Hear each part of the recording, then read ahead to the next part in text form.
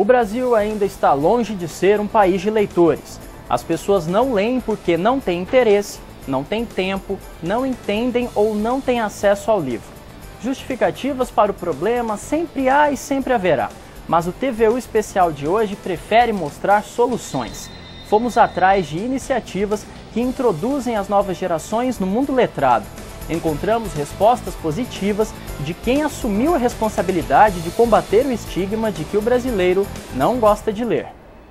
Super-Homem, X-Men, Homem-Aranha, Mickey, Turma da Mônica.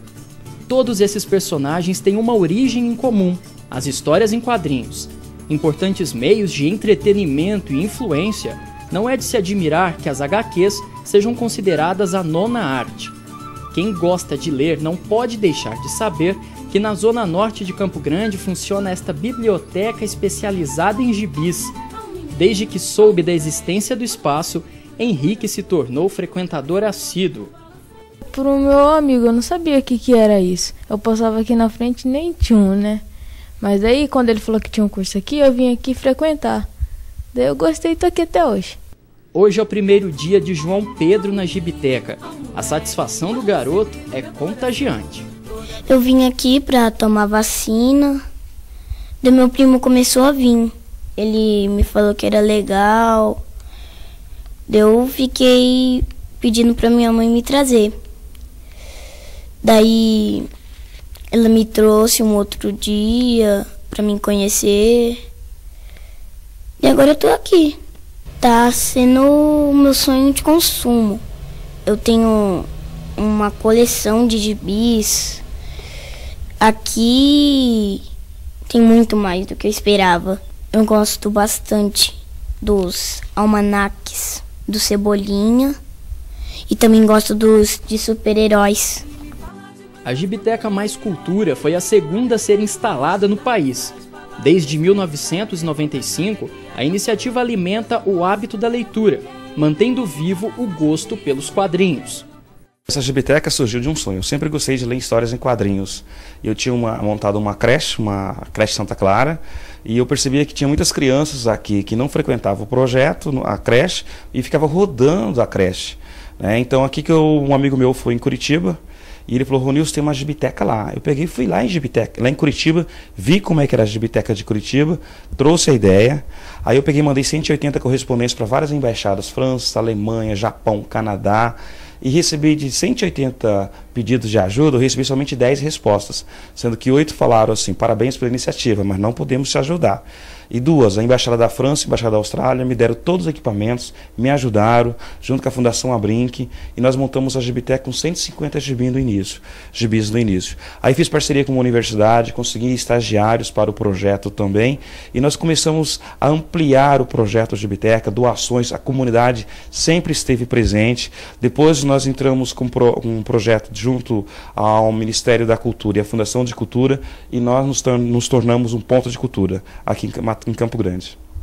Hoje são mais de 25 mil gibis e 30 mil livros. Há até exemplares internacionais.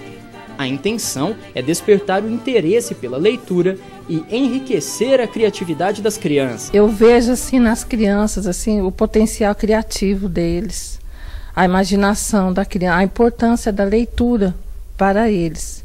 Que tem crianças, geralmente assim, principalmente as de 7 anos, através das ilustrações dos gibis, a criança desenvolve a fantasia deles, a percepção da criança. Nas oficinas também, através dos relatos, nos desenhos. Aí você vê a importância da criança assim, na leitura, de buscar, levar a criança assim, a leitura desde de pequeno. Ronilson é psicólogo e estuda o papel do gibi no processo de alfabetização e emoção da criança.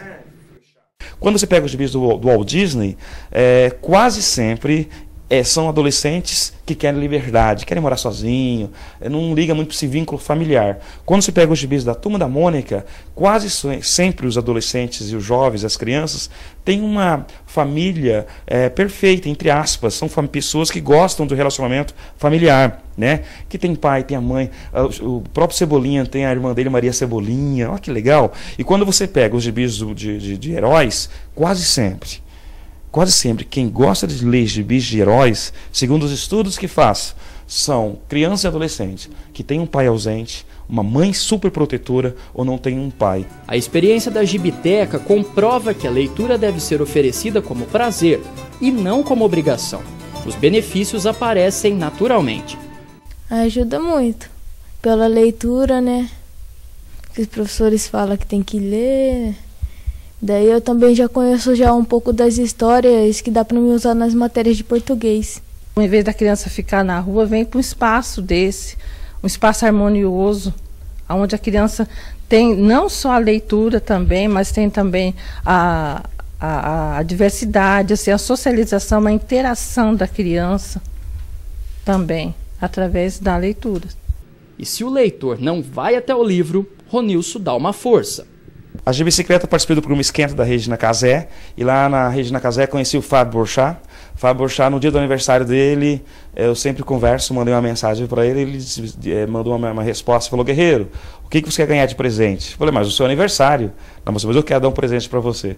Aí eu sempre vi uma vez um projeto chamado, aqui em São Paulo, que é uma bicicloteca, né? E eu quis e queria montar uma gibicicleta. Aí eu falei do projeto para ele. Aí eu mandei o orçamento, mandei tudo, ele comprou, mandou para mim. É um triciclo que nós andamos pela cidade toda, com 2.000 gibis dentro desse projeto. E nós paramos em praças, paramos em avenidas, paramos em feiras e deixamos as pessoas lerem à vontade. É de arrepiar. Milhares e milhares de livros, neste momento, nas estantes, parados, sendo simplesmente enfeite. Eu acredito que nós temos que fazer deste país um país de leitores. Como? Tirando esses livros da estante e fazendo que as pessoas adotem esses livros. Eu criei um projeto chamado Livros Carentes, onde eu vou para a praça pública, coloco livros, as pessoas me entregam livros, e quem quiser ler, que leia. Vamos ler, vamos provocar as pessoas a lerem mais. O livro, além de você entrar no mundo mágico, uma criança aqui da Gibiteca disse para mim: Ronilson, eu gosto de ler porque eu visito vários lugares ao mesmo tempo. Eu conheço vários mundos ao mesmo tempo. E o livro faz com que você conheça o seu mundo, e o mundo seu é muito maior do que as pessoas falam que é. Você tem que descobrir ele. Isso só descobre através dos livros. Há um menino, há um moleque, morando sempre no meu coração. Toda vez que eu ando no balanço, ele vem pra me dar a mão. Há um passado no meu presente, um sol bem quente lá no meu quintal. A seguir, os caminhos da leitura para estudantes cegos ou com baixa visão. Voltamos já.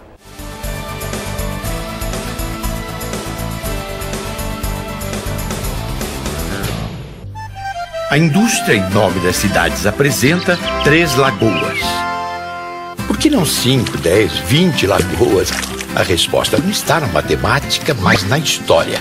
É que a cidade de 3 Lagoas começou a se formar no início do século XX numa fazenda chamada de Alagoas. Opa, Alagoas não é um estado do Nordeste? Sim, mas antes que vire um problema de geografia, vamos voltar para a história.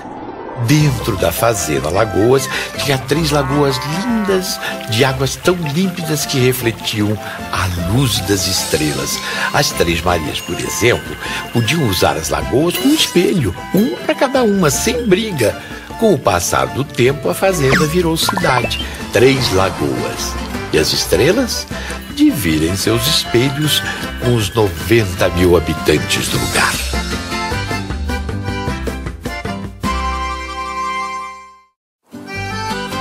A indústria em nome das cidades apresenta Rio Brilhante.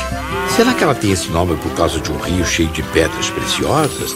A gente descobre já já. Agora vamos falar do outro nome que o lugar recebeu, Entre Rios. Por quê? Exatamente por isso, o povoado foi formado entre os rios Vacaria e Brilhante. Por volta de 1900, um cruzeiro foi erguido com o nome Entre Rios. Em 1943, Entre Rios recebeu o nome de Caiuás, uma homenagem aos seus habitantes mais primitivos. 5 anos depois, passou a ser chamada de Rio Brilhante. Mas o tal rio tem mesmo brilhantes? Não. O Rio Brilhante é brilhante por causa do sol sobre as águas. Um espetáculo que nem o maior diamante pode comprar.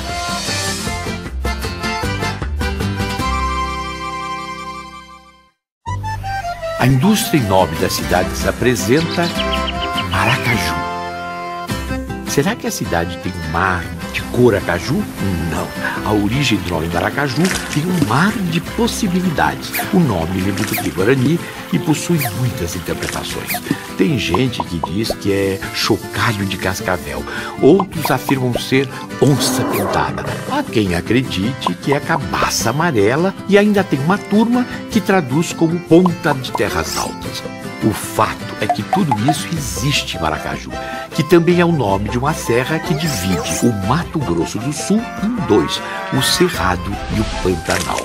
Agora, a tradução preferida do povo é papagaio verde de cabeça amarela. E se é verde e amarela, é a versão mais brasileira.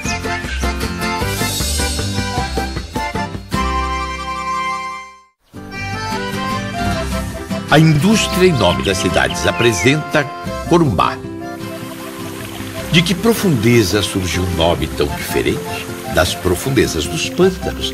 É que boa parte da região pantaneira do Mato Grosso do Sul está em Corumbá. Por ser uma palavra indígena, existem várias versões para sua origem. A mais aceita é a de que vem do Tupi-Guarani Curupá e significa lugar distante pela localização no extremo oeste do Brasil. Conhecida como Cidade Branca pelo calcário da terra, Corumbá também pode ter vindo do tupi curumba, que quer dizer banco de calcário. Mas há quem afirme que o termo em tupi denomina uma espécie de cágado comum do lugar. O bom é que, ao contrário do bichinho, o crescimento da segunda maior cidade do estado é veloz.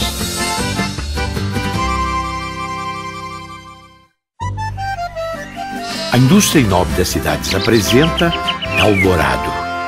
Uma cidade que, antes de existir de verdade, existia como lenda na imaginação dos espanhóis no tempo das colonizações. É que eles acreditavam que na América Latina existia uma cidade secreta toda feita de ouro, a famosa Eldorado. Para encontrar, vasculharam o continente inteiro. Só esqueceram de procurar no futuro. Não é que centenas de anos depois, a Eldorado apareceu na cabeça do astrólogo Omar Cardoso? Foi ele que teve a ideia de fundar no Mato Grosso do Sul a cidade de Eldorado, uma homenagem a toda essa história. Em 1980, a lenda virou cidade. Feita de ouro? Não, feita com muito carinho. Tem coisa mais valiosa.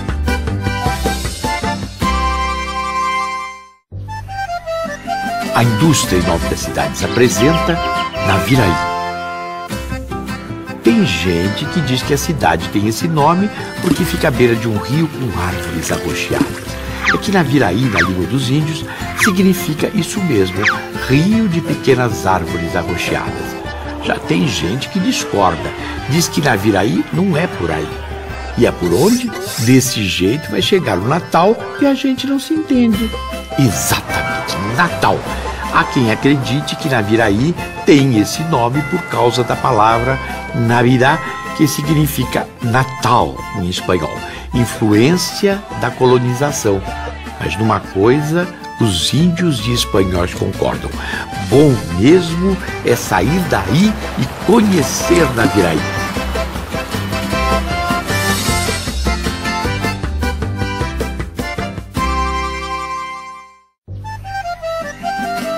A indústria em nome das cidades apresenta Nova Andradina. Nova? Por quê? Nova Andradina é uma senhora cidade, tem mais de 50 anos. Então qual o motivo do Nova? A explicação começa no nome do fundador, Joaquim Moura de Andrade. Daí para Andradina é um pulo. Mas e o Nova, de onde veio? Será que o tal do Joaquim inventou o elixir da juventude? Ou colocou a cidade numa máquina do tempo? Não, nada disso. Na verdade, lá no interior de São Paulo já existia um município chamado Andradina. Para não confundir, a Andradina de Mato Grosso do Sul virou Nova Andradina. O bom é que quando ela fizer 100, 200, 500 anos, vai ser sempre nova.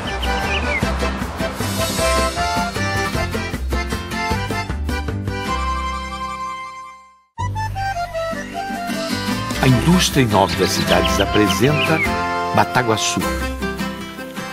Será o grito de guerra de alguma tribo? Bataguaçu, bata! Ou um batalhão de índios guaçus? Sentido! Não, isso não faz o menor sentido. Na verdade, metade da explicação para o nome vem de longe, lá da Europa, continente onde nasceu o explorador tcheco Jan Antoni Bata, o fundador da cidade. Já a outra metade, Guaçu, é o nome de um córrego do lugar. Então, Bataguaçu quer dizer bata no córrego. Mas por que será que o bata se misturou com o tal córrego? A gente pode imaginar. No meio do calorão, o bata deve ter tido uma vontade danada de mergulhar. Ih, olha lá o bata nadando no Guaçu.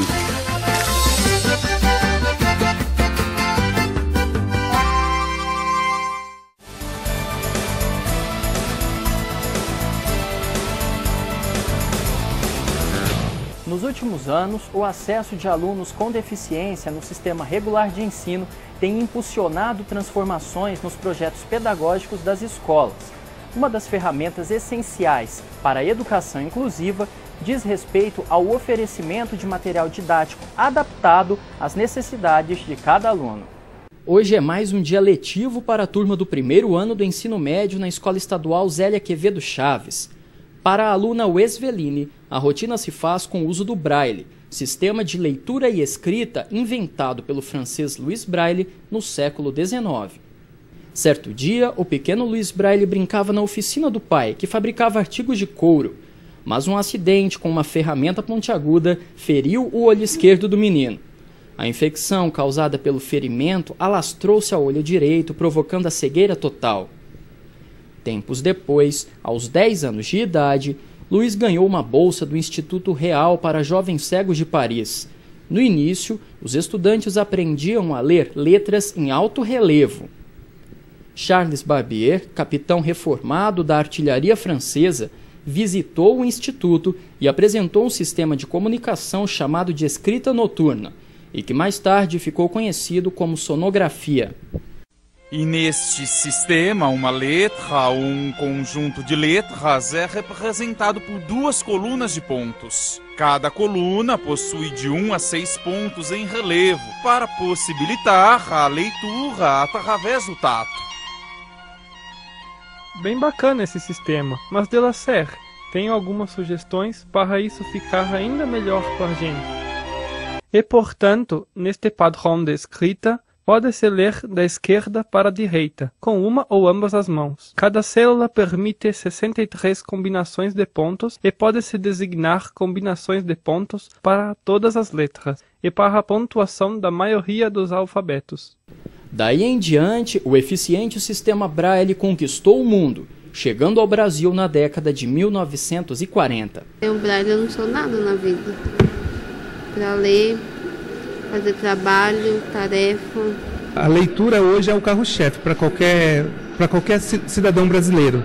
Nós entendemos que com a leitura você pode alcançar vários caminhos onde realmente o adolescente, o aluno, ele vai buscar informações através da leitura.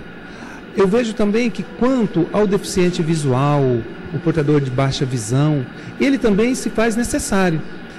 Mas é importante salientar também a maneira como está sendo preparado esses materiais. Esses materiais eles estarão chegando às escolas quando nós, diretores, levamos esses materiais para o CAPDV, que é um centro de apoio ao deficiente visual, onde nós levamos esses materiais e são confeccionados e trazidos à medida que eles são feitos eles estão remetendo à escola. E aí nós repassamos aos alunos para que ele possa ter um acompanhamento, onde ele possa também estar inserido no contexto social. Os alunos fazem, a professora não deixa eu para trás, ela coloca como todos fazem, eu faço também. O Centro de Apoio Pedagógico ao Deficiente Visual se dedica a gerar novas oportunidades para os alunos cegos ou com baixa visão matriculados na rede pública de ensino. O CAP ele está assegurado numa resolução estadual.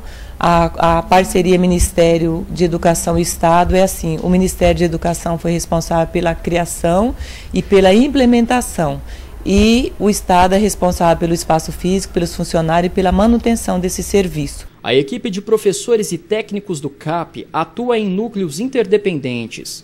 Aqui no núcleo pedagógico nós fornecemos um apoio, como o próprio nome já diz, um apoio pedagógico para os professores que atendem os alunos que têm deficiência visual, tanto cego quanto com baixa visão. Então nós orientamos os professores, nós fazemos a avaliação nos alunos e também ministramos cursos para os professores que vão atuar tanto na sala de recursos quanto no ensino comum. Auxiliamos também na adaptação de materiais pedagógicos, quando eles precisam de recursos, a adaptação de provas, como que esse professor vai proceder na sala de aula, e também orientação à equipe da escola, né, coordenação, direção, e a família também, quando necessário, para os atendimentos que os alunos precisam, seja na área de orientação mobilidade, em leitura escrita através do sistema Braille, operacionalização do Soroban, aquilo que o aluno, dependendo do resultado da avaliação, né, daquilo que a gente verificar que há necessidade, a gente ajuda montando um plano de trabalho para que esse professor possa que o aluno possa participar efetivamente de todas as atividades que o professor vai propor na sala de aula. O núcleo de produção é o coração do CAP. Aqui são produzidos os livros em braille, um processo minucioso que garante a qualidade do material solicitado pelas escolas. Por exemplo, tem aqui um exemplo de um livro aqui de português, né? E esse livro ele veio de uma escola, só que aquele não é de Campo Grande, é de Mundo Novo. Nós atendemos também em Campo Grande, é o estado todo. E esse livro ele vem, o que é feito depois disso? Passa-se para um transcritor. Esse transcritor Braille, no caso, esse aqui é para Braille. Passa para o transcritor vai ter que fazer a parte do escaneamento de todo o livro, para facilitar na hora da produção. Nós trabalhamos primeiramente no computador pelo Word, para fazer toda a correção ortográfica e todas as adaptações. Todas as figuras que há dentro do livro, elas são descritas. Aqui tem um exemplo, né? Então, todas as figuras são descritas. Depois disso, nós trabalhamos no programa Braille Fácil, que é um outro programa que a gente utiliza para trabalhar já para o final do livro. Depois disso, de feito toda a formatação, tem toda uma formatação específica para o Braille. Nós utilizamos alguns livrinhos, que são as normas e as grafias Braille. E através dele, a gente tem, desses livrinhos, nós temos como fazer essa formatação, que são específicas para o Braille. Não é simplesmente como a gente está vendo no nosso livro em tinta, que a gente chama o livro em tinta. Tem as formatações específicas. A partir dali, é passado então para esse programa do Braille Fácil, é impresso, nós temos a impressora Braille, é impresso uma cópia, essa cópia depois passa para um revisor. No caso, ali tem o Vanderlei que está revisando. Ele faz a revisão do livro em Braille. Ali ele faz a marcação de todos os erros, todas as dúvidas que ele teve. Às vezes, uma descrição de figura que não ficou clara para ele, ele vai marcar ali. A gente vai fazer o confronto. O que é o confronto? O revisor chega até o transcritor que fez aquele livro e começa a confrontar. Ou seja, o transcritor mostra para ele aonde ele marcou o livro, coloca a mão dele ali na marcação que ele fez, e a partir dali ele começa a fazer a leitura. Então os erros são arrumados pelo Braille Fácil mesmo. Então fica um revisor com o transcritor que fez aquele livro. Depois disso, do livro pronto, já todo revisado, todo arrumado, ele vai para a impressão final e assim é encaminhado para o aluno. Os livros da parte das exatas, eles demoram mais. Eles demoram mais em média assim de uns 6 meses, mais ou menos, para ficar pronto um livro todo. Né? Mas aí um livro de português, de história, um mês e meio, nós conseguimos já encaminhar, assim, total, né? Mas lembrando que a gente manda por partes para o aluno não ficar sem o material. Também é no núcleo de produção que são confeccionados os livros ampliados para estudantes com baixa visão. O livro ampliado ele tem várias fases, né? Quando a editora, a gente não consegue uma parceria com a editora para ele mandar o material em PDF, o livro todo é escaneado, então ele leva um pouco mais de tempo, né? E a escola também tem, a gente consegue via internet, né, pelo ADA também, os livros também já pronto pelo PDF, que demora bem menos tempo.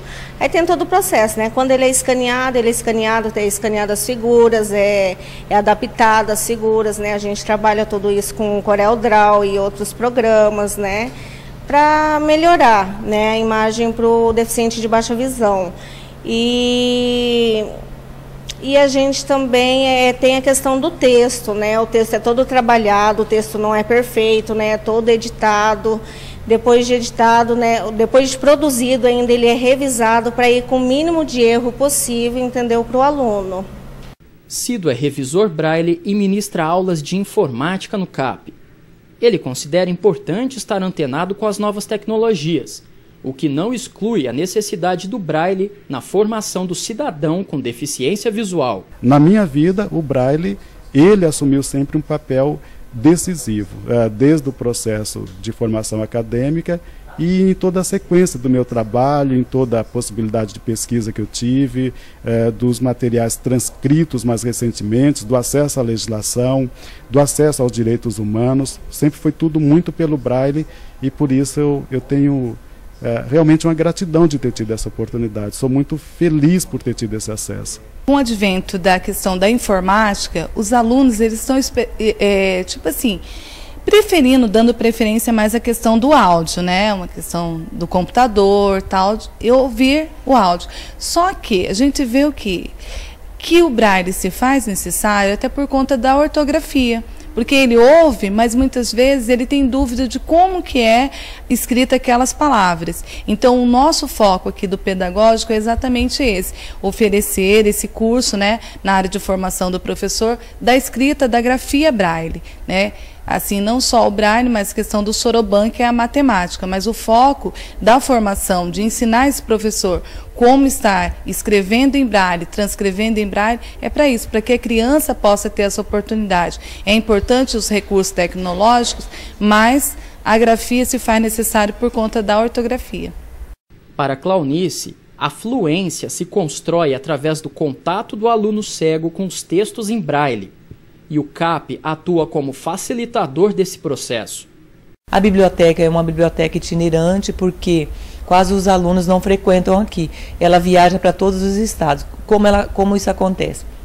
Chega um livro novo, o bibliotecário comunica por e-mail às escolas, as escolas comunicam ao seu aluno e aí ele faz a solicitação, a gente manda pelos correios, que é pelo serviço Secograma, é um tratado de toque de 1965, que diz que todo o material em Braille e hoje digitalizado também para a pessoa com deficiência visual não tem custo.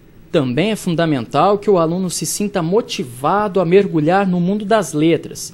Isso se potencializa quando há o apoio das pessoas próximas. Bastante importante que a família também da criança com cegueira aprenda o Braille, porque ela lendo o Braille, lendo aquilo que a criança escreve, ela também se interage melhor com essa criança, estimula essa criança a ler a leitura, que é uma leitura própria para eles, né? Então essa questão do estímulo à leitura tem que partir da família e dos professores também, porque muitas vezes o professor pensa assim, ele não enxerga direito, então vamos pôr um pouquinho só para ler, e com isso ele acaba também ficando prejudicado, né? Eu penso que o estímulo à leitura passa também do acesso dele ter esse livro, né? Ter o acesso e também ser estimulado a fazer a leitura. A leitura é um bem essencial e indispensável a todos os cidadãos. Mas o que a torna uma prática interessante, prazerosa, motivadora? A resposta pode estar bem aqui, ao alcance das mãos. Tchau!